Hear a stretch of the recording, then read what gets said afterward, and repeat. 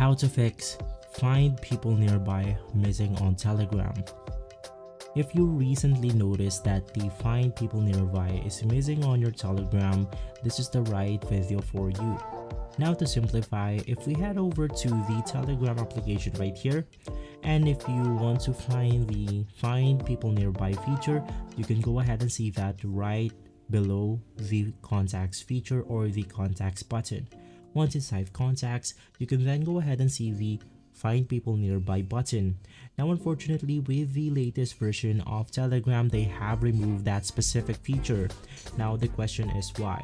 If we then go ahead and navigate through our search right here, we can then go ahead and exactly know why Telegram removed this feature.